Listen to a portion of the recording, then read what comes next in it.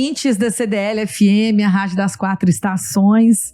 Eu sou Leal, que me junto com a minha parceira Sam Henrique, que tá num amarelo tão reluzente, né? Nossa, só amarelo pra trazer, ó, a luz do sol. Que é isso que a gente tá ganhando esses dias. É verdade. Né? E hoje a gente tá aqui no Elas e Tal com uma temporada que a gente tá adorando, né? Economia criativa, né, Ale? Muito bom, a gente ama. A gente vive, episódio, respira, fala, a gente tá sempre envolvida. Sempre envolvida.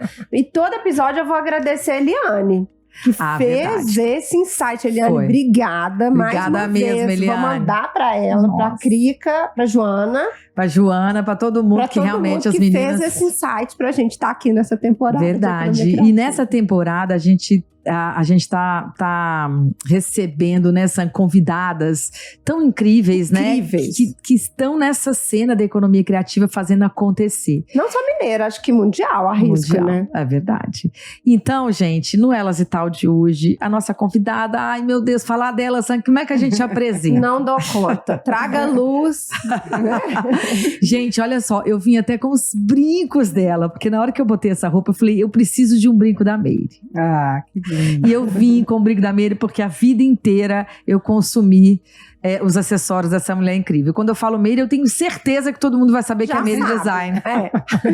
Meire, sobrenome Design. A Meire é incrível, gente. Olha só, eu vou contar um pouquinho sobre a Meire Arantes, né? Que a gente conhece como Meire Design. E o nosso episódio de hoje, que é Descobrindo as Belezas da Economia Criativa, porque eu acho que é isso, né? É isso. Vai além a criatividade, potencializando todo esse movimento da economia criativa. Isso. E as belezas que surgem daí são incríveis. São incríveis as belezas das histórias, né, que surgem daí. Vai ter história, gente, calma. Ter história. Isso é só a introdução, né, Ale? Exatamente. Então eu vou ler um pouquinho aqui, viu, gente? Eu vou ler sobre a história dessa mulher maravilhosa, que a gente está super feliz de recebê-la. Bom, a Meire Arantes, gente, ela nasceu no Vale de Jequitinhonha. Então você já imagina de onde vem todo esse potencial criativo, todo esse afeto que essa mulher carrega com ela, e onde ela está sempre retornando e onde ela continua fazendo uns garimpos maravilhosos, né? A Meire sempre investiu na brasilidade, na diversidade de materiais, na sustentabilidade e no resgate de técnicas artesanais. Por 34 anos ela teve a renomada, né, fábrica de bijuterias Meire Design, gente, com 8 representantes nacionais e 4 internacionais. Ela esteve presente na exposição 500 anos do design no Brasil, da Pinacoteca, lá em São Paulo, na Bienal de Design de Curitiba, que foi em 2010, na Bienal de Design de Milão, em 2012, no Palazzo Giureconsulti, no Ano do Brasil, na França, 2005, nas Galerias Lafayette. E na exposição itinerante na Inglaterra, no Museu de Artes e Ofícios. Meu Deus, ela rodou esse mundo com todo esse talento criativo dela. E ela, gente, é curadora da Quermesse da Meire, que, meu Deus, que é um evento maravilhoso, que privilegia o produtor local, né? Privilegia e valoriza os materiais, né? O artesanato, as riquezas desse artesanato, né? Trazendo todo essa beleza também do design, né? Que acompanha a Meire por tanto tempo. Por tudo. Bom, gente, então ela é escritora também das Horas Vagas e seu primeiro livro publicado foi As Preciosas Coisas Banais. Essa mulher é incrível, seja bem-vinda, Meire. A gente está tão feliz com você aqui. Obrigada pelo convite, por estar aqui, por falar de um tema que foi a minha vida inteira antes dele ser nomeado, né, como economia criativa. Eu costumo dizer que eu já nasci uma pessoa sustentável, né? Por exemplo, outro dia eu estava pensando, eu falei assim, engraçado, eu não lembro onde ficava a lixeira na minha casa, porque hoje a gente não vive sem lixeira. Tem lixeira no escritório, tem lixeira na cozinha, tem lixeira. Aí eu pensei, falei, gente, na minha casa não tinha lixeira, olha que coisa maravilhosa. A cidade era tão pequenininha, tão simples, tão pobre, né? Mas rica em outro aspecto, que não tinha supermercado. Não tem supermercado, não tem sacola, não tem isopor, não tem plástico, não tem nada. E aí, o resto de comida, resto de fruta, tudo ia para a lavagem dos porcos. O ovo era todo amassadinho, né, massacrado, ia para as roseiras. Então, tudo era absolutamente reaproveitar. Olha, então a gente pegando carona nessa história linda que você já está contando aí, trazendo muito desse afeto, né, dessas memórias da sua história, eu queria que você já contasse pra gente em poucas palavras, quem é a Meire Arantes? A Meire Arantes foi uma menina que nasceu nessa microcidade, né, chama Rio do Prado, e eu vivia em cima de árvore o tempo inteiro.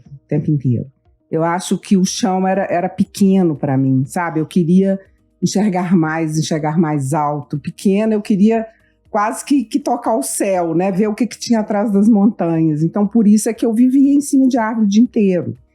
Então, assim, porque eu sabia que existia um outro mundo além daquele horizonte que eu conseguia enxergar, né? E eu nasci assim, eu tenho certeza que o que eu tenho é um dom, né? E, segundo Cortella, numa entrevista que eu fiz com ele, ele falou que dom é uma palavra que devia ser chamada de dado, porque nunca é para quem tem, é sempre para o outro, né? Então, assim, e eu sinto que esse dom, né, dessa construção quase que de vida mesmo, que eu fiz através do processo criativo, que acaba englobando tudo, né? O meu processo criativo, ele está sempre aliado com cultura, com arte, com artesanato, né? Que isso é a área, né, da economia criativa, normalmente ela engloba isso tudo. A indústria criativa traz todas essas, são 13 áreas, né? Sim, que você engloba, mas eu fazia isso intuitivamente, né? Então eu falava, por exemplo, sobre uma coleção, eu vou falar sobre a arte popular brasileira, que se chamou Alma Brasileira.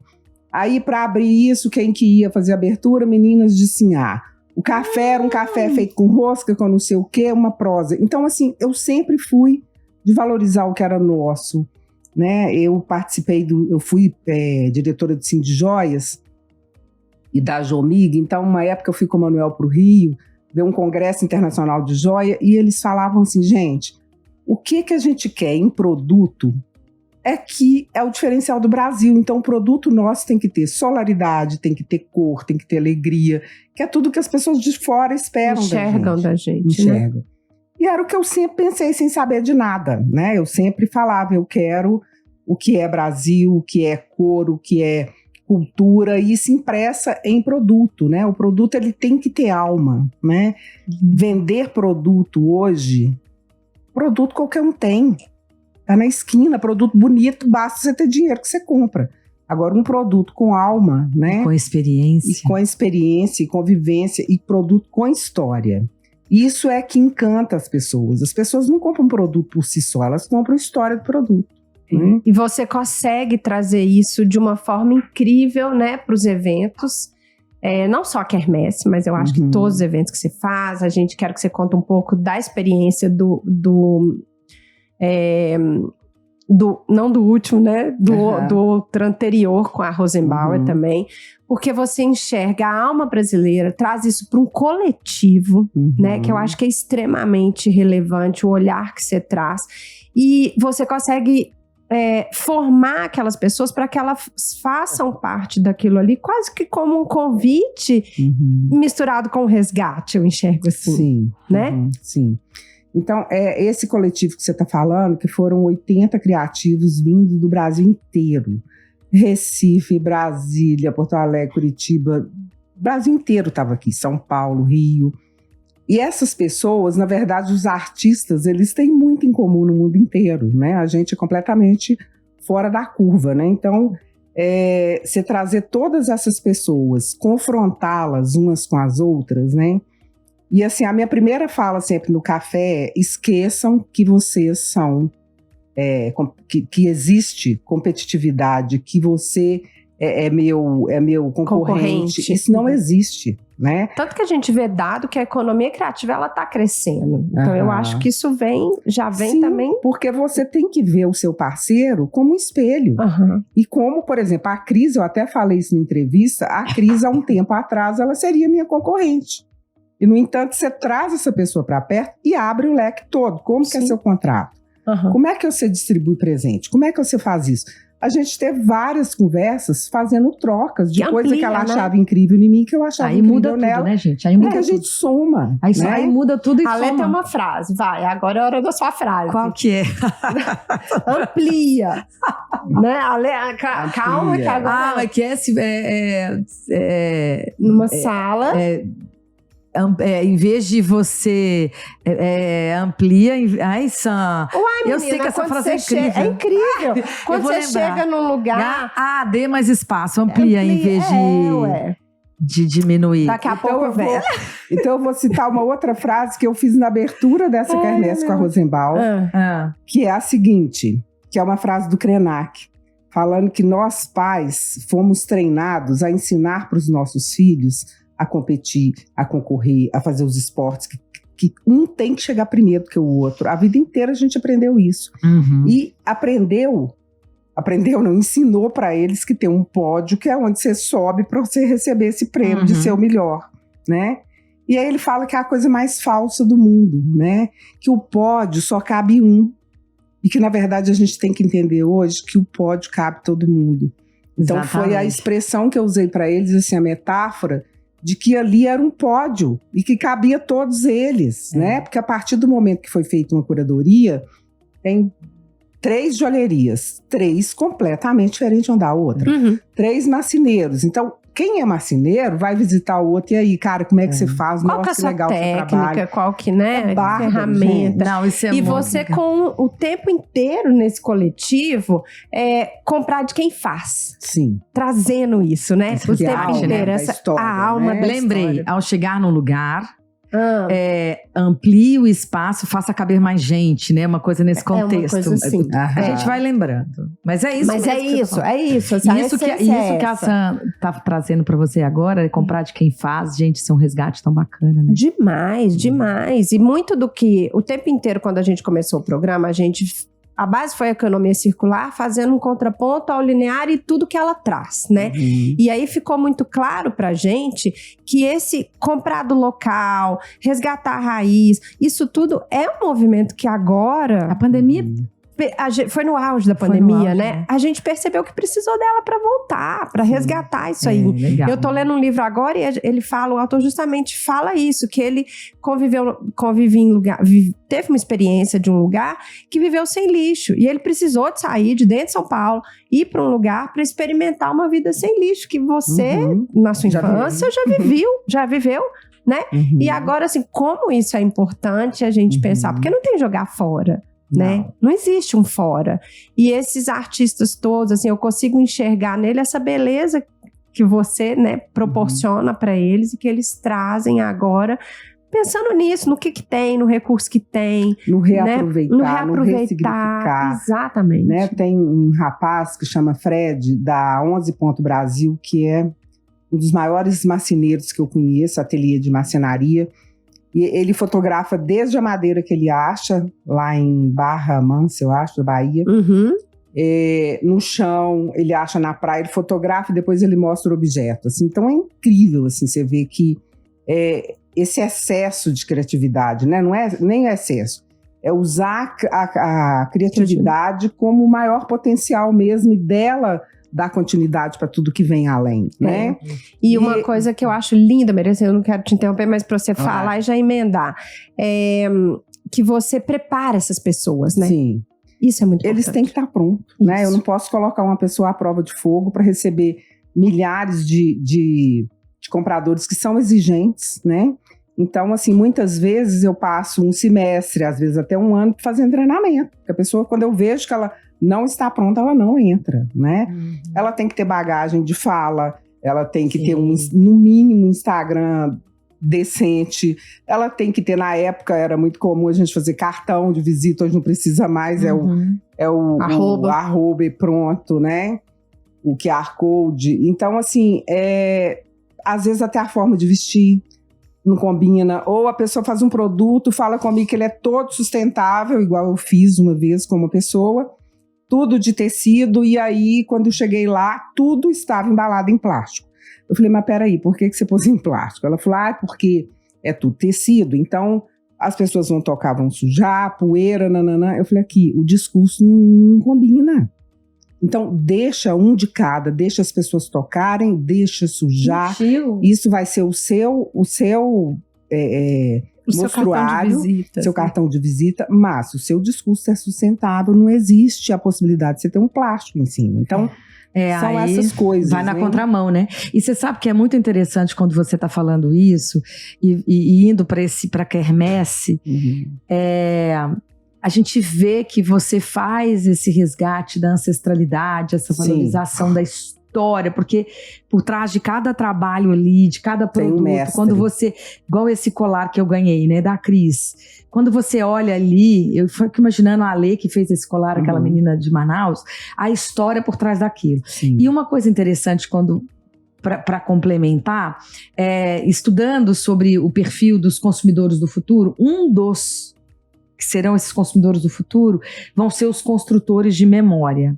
E serão aqueles que vão resgatar memórias, que vão buscar aquela história no quintal da casa da avó, do pé de goiaba, daquela xícara que ficou a vida inteira guardada na como é que chama? Na cristaleira. E que ficava só de enfeite, você começar a resgatar. Então, a gente percebe que você resgata essa ancestralidade, você valoriza essa cultura, você traz de volta as memórias afetivas do passado. Conta pra gente como é que é essa quermesse, o que envolve tudo isso, porque vai de encontro a essa mudança nesse mundo que a gente está vivendo. Que é o que eu falo, eu acho interessante, que é o que eu fiz a vida inteira, né? Então, a primeira coisa que eu sempre falava é que esses mestres que detêm o saber e o fazer, eles não estavam mais dando mudinha, eles não reproduziam mais nada. Sua mãe fez crochê a vida inteira, fez o caminho de mesa e não vendia, porque todo mundo fazia o caminho de mesa igual também, né? A mãe dela, a tia, a avó. Então, a filha dela não vai querer aprender crochê, porque viu que a mãe não teve sucesso. Então, hoje é isso. Se o cara do barro, do Jequitinhonha, que eu estou trazendo, se ele não tiver sucesso, o filho dele não vai querer. E aí interrompe o ciclo. Então, interrompe o ciclo. Então, toda essa cadeia, né, de ancestralidade, por isso, hoje, né, todo mundo, Artesol, várias associações estão premiando os mestres dos saberes e fazeres. Eles precisam ser vistos, ser reconhecidos, serem nomeados, que é outra coisa que eu prezo muito. Então, assim, eu vou numa Casa Cor, por exemplo, ou Modernos e Eternos. A primeira coisa que eu faço de chata, eu chego numa peça de arte popular e viro para a menina que está lá atendendo, eu falo, de quem que é essa peça? Aí ela fala, é da galeria tal. Eu falei, não quero saber o nome da galeria, eu quero saber o nome do artista. Você procura para mim, por favor. Por quê? Por que todos os quadros têm nome? Por que todas as esculturas têm nome? E por que uma obra que é de barro ou que é de madeira, de arte popular, não tem o nome de quem fez? Está errado. Então, a gente tem que nomear essas pessoas para dar dignidade ao trabalho dela e que elas possam estar reproduzindo novas pessoas que saibam fazer, né? E também existe esse trabalho que é ligar o design ao artesanato, que é maravilhoso. Eu participei durante anos do Talento do Brasil, viajava para o Brasil inteiro, dentro da floresta amazônica, que tem um caso lindo que eu vou contar para vocês, mas é isso, o caminho de mesa não dá para ser mais o caminho de mesa. Então, essa mesma pessoa que detém essa técnica, com um designer trabalhando junto com ela, ela pode fazer outras coisas, resgatando as técnicas dos saberes e fazeres, mas com outros objetivos, com outras construções. As roupas hoje, né, de crochê maravilhosas, né? Lindíssimo. A Nordeste está aí para provar isso, várias marcas no mundo inteiro hoje. Você está vendo uma explosão de valorização da cultura, né? Seja ela brasileira ou mundial, né? Então, quando eu fui, por exemplo, para a Floresta Amazônica, eu fui 2 vezes pelo Talentos do Brasil. Então, a gente recebia uma cota em dinheiro que era para a gente levar algum material daqui, porque sabendo que lá não ia ter absolutamente nada. Aí eu fazia o contrário. Falei, eu não vou levar nada. Porque eu sabia que na época era assim, R$70. Isso deve ter uns 10 anos ou mais. Um Sedex básico. Eles não têm dinheiro para comer, como é que eles vão pagar R$70? Importar esse material daqui? Então eu ia com a cara e com a coragem. Eu rezava de noite, gente, no quarto do hotel. Eu falava, Deus, pelo amor de Deus, me ajuda a inventar alguma coisa. Porque eu chegava lá, tinha assim, um terço de uma garrafa PET de semente, que não daria para fazer nem 3 colares. E eu tinha que fazer assim, 18, 20 produtos em uma semana. Era inviável, né? E aí eu ia para o mato mesmo com as meninas e eu falei, eu tenho que parir a coleção com os materiais que tem aqui, que estão à mão delas para elas não comprarem. Aí eu pegava aquelas taliscas de açaí, que vocês já devem conhecer, tem jogos americanos feitos, uma para um lado, outra para o outro. Sim. Construía isso com linhas coloridas, fazendo amarrações, fiz bolsas, carteiras. Aí teve um dia que no desespero, eu lembrei que eu tinha comido pirarucu em Manaus, que era uma delícia o peixe, e lembrei de uma escama que eu tinha visto uma vez, que é gigantesca, uma escama do pirarucu, toda madreperolada, assim, linda, toda iridescente. Aí perguntei para as meninas, vocês têm escama de pirarucu, criação de pirarucu? Tem, fomos para a fazenda. Aí pegamos as escamas, estraguei todas as tesouras, né? A gente cortou paetê e furei com prego, uma por uma. Gente, vocês precisam ver a coleção e os acabamentos, tudo em linho, em tecido. Então não tinha metal, não tinha nada. Então era o tecido que tinha lá, um algodão, um linho, com as escamas todas de pirarucu. Aí no outro dia chega o cara da fazenda, ou me ligou, não sei, e falou assim, aqui, eu esqueci de avisar para vocês, e se a senhora não for no IBAMA pegar um certificado, a senhora não consegue sair daqui com os colares. Eu falei, o quê? Mentira. Eles vão achar que a senhora tá matando o pirarucu para fazer bijuteria. Nossa, eu falei, não tô acreditando. Mentira. Mas Então tudo quando você fala em sustentabilidade, em criar, é mais complicado, né? Porque não é a moda, não tá? Por exemplo, hoje você paga muito mais caro pro papel reciclado do que pro papel branco. Por quê? Porque ninguém usa, né? Então, lá fui eu pegar o atestado para que essas meninas nas feiras nacionais pudessem trazer a coleção sem nenhum prejuízo. Então, assim, eu acho que isso é o que a gente fala, né? O tema, a economia criativa. É pegar um produto que ele existe, uma coisa simples, que pode ser reciclada, usando essa propriedade intelectual maior, né? Que é a criatividade. Desenvolver um produto que vai trazer um valor agregado também maior para essa comunidade, que é normalmente o papel quando esse designer vai para essas associações, é elevar o preço do produto. O produto passa a ter história, então assim, esse paetê foi construído pelas mulheres manualmente, cortado um por um, com preguinho furando.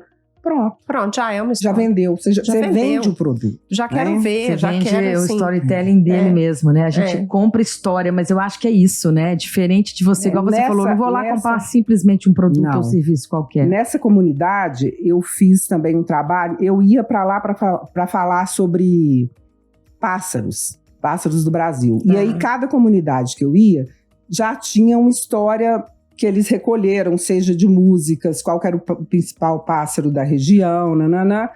E aí, num dia lá, no lanche, uma mulher falou assim, professora, meus filhos foram conhecer pão, já era grande, assim, quando eu trazia da casa das minhas patroas e tal. E muitas vezes eu chegava em casa e eu percebia que eles tinham dificuldade para dormir, ficava rolando na cama para um lado, para o outro. Quando eu ia ver, era fome, eles não tinham comido. No coração. Aí... A senhora sabe, né, professora? De noite, assim, os passarinhos tá tudo no puleiro. A gente pegava lanterna, ia no quintal, matava os passarinhos, eu fazia sopa, os meninos dormiam, que era uma maravilha. Gente, essa noite eu fui pro hotel, mas eu chorava. Falei, Deus, você me fez vir aqui bordar uma coleção matizadinha de florzinha de passarinho, e as pessoas comem passarinho? Como é que é isso? Né? Aí, uns dias depois que assentou, que eu absorvi, eu chamei as meninas. A gente sempre conversava com conversa de roda. E eu sempre achava que esse papel do fazer era muito menor, né? O social era muito maior. E aí eu falei, gente, eu vim aqui bordar, fui paga para isso, bordar, fazer matizado, fazer crochê, macramê, nananã.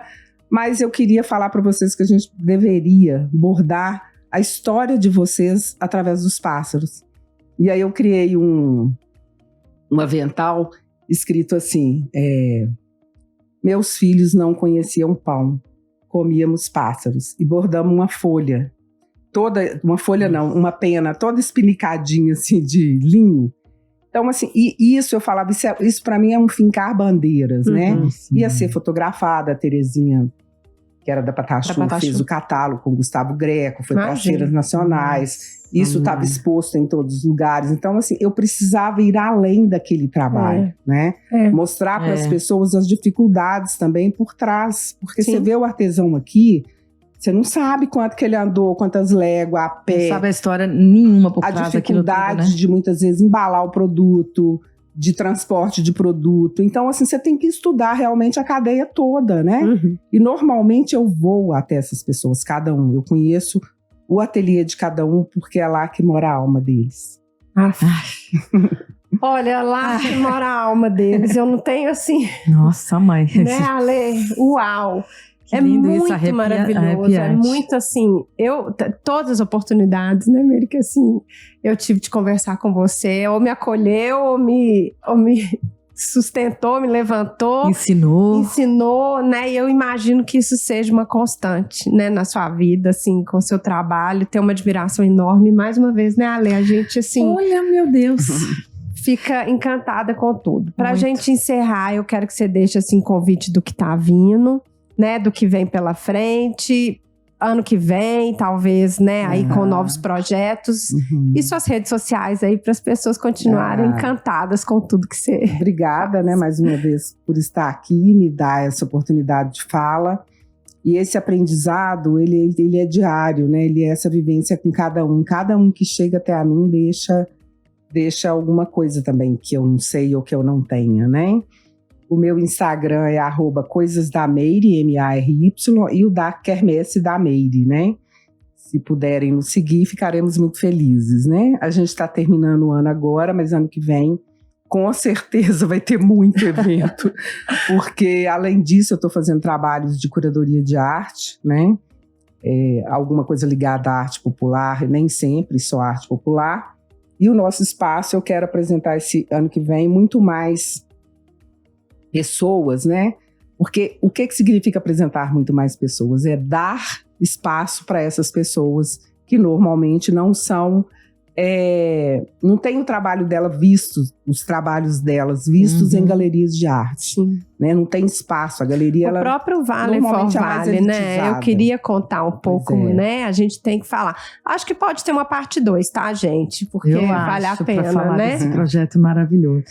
Tem que ficar ligado lá, né, nas redes da Meire e da Quermesse, porque se vem muita coisa, então você tem que botar lá, ficar ligado, né, seguir para poder acompanhar. Realmente, de fato, a Meire, ela inspira, né? Inspira, transforma, ela muda a realidade. Você tem ajudado muitas pessoas e isso é sua missão, né? É seu Ikigai, sua razão de viver. Sim. Isso toca a gente, né? Tô muito feliz, a gente tá muito feliz de receber você no Elas e Tal. Vim com o seu brinco, porque usar uma peça sua, usar uma peça sua, ela tem um significado muito grande, muito diferente de muitas outras coisas que eu uso, porque como você falou, cada peça que eu tenho sua de anos e anos e anos, tem uma história por trás, né? Então é a Meire. Então eu tenho muito orgulho, assim, de ter as suas peças. Eu desfaço de várias coisas, mas das suas, não. Obrigada, querida. Muito obrigada. Um beijo pra todo mundo. Um beijo, gente. Obrigada. Até a próxima.